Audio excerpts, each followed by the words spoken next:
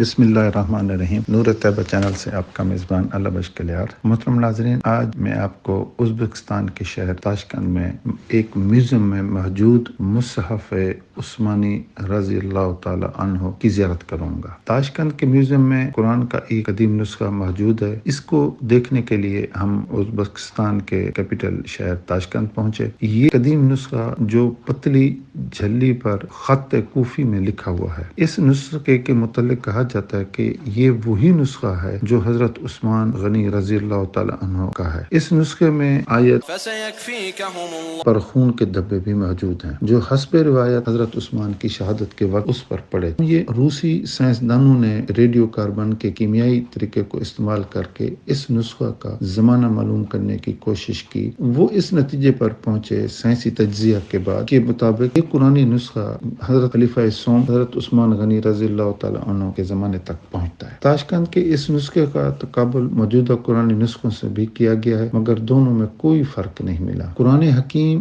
دور پریس سے ہزاروں سال پہلے اترا، مگر آج تک اس میں کوئی ادنا فرق بھی پیدا نہ ہو سکا۔ یہ ایسا نسخہ جو قدیم کتابوں میں سے کسی بھی دوسری کتاب کو اس طرح کا اعزاز حاصل نہیں ہوا۔ ڈاکٹر حمید اللہ جو پیرس میں مقیم نے لکھا ہے کہ یورپ کے مستشرقین نے 42,000 قرآنی نسخے جمع کیے اور ان کے فوٹو لے کر شروع سے آخر تک ان کا تقابل کیا، مگر انہیں کہیں کوئی فرق نہ ملا۔ محترم ناظرین، تاشکند میں موجود یہ مصحف چمڑے پر لکھا ہوا ہے جسے حضرت عثمان غنی رضی اللہ تعالیٰ عنہ اپنے دور میں تیار کروایا تھا، اور یہ نسخہ کسی اور ملک میں تھا اس سے پہلے، مگر امیر تیمور نے مختلف ممالک کو فتح کیا تو یہ نسخہ وہ سمرقند لے آیا۔ جب روسی انقلاب آیا تو اس وقت اس نسخے کو سینٹ پیٹر برگ لے جایا گیا اور وہاں عجائب گھر میں رکھ دیا گیا۔ محترم ناظرین، پھر جب وسط ایشیا کی ریاستیں آزاد ہوئیں تو ازبکستان کی حکومت نے پرزور مطالبہ کر کے یہ مصحف عثمانی واپس کروایا۔ چنانچہ بڑے ادب اور احترام کے ساتھ اس کو قرآن مجید کو تاشکند لا کر ایک عمارت میں رکھا گیا ہے۔ یہ عمارت ہم آپ کو دکھا رہے ہیں، اسی کے ہم اندر کھڑے۔ محترم ناظرین، میں آپ کو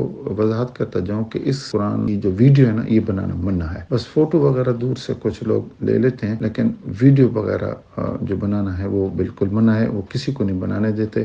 باہر ہی سے آپ اس کی زیارت کر سکتے ہیں اور اس کو آپ دیکھ سکتے ہیں۔ محترم ناظرین، 2 ڈاکٹر ہر وقت ڈیوٹی پر رہتے ہیں۔ وہ روم کا ٹمپریچر وغیرہ چیک کرتے ہیں، ہوا میں نمی کی مقدار کو چیک کرتے ہیں اور قرآن حکیم پر مختلف کیمیکل کا سپرے کرتے ہیں تاکہ یہ نسخہ خراب نہ ہو۔ وصلی اللہ تعالی علی خیر خلقہ محمد و آلہ وصحبہ وسلم۔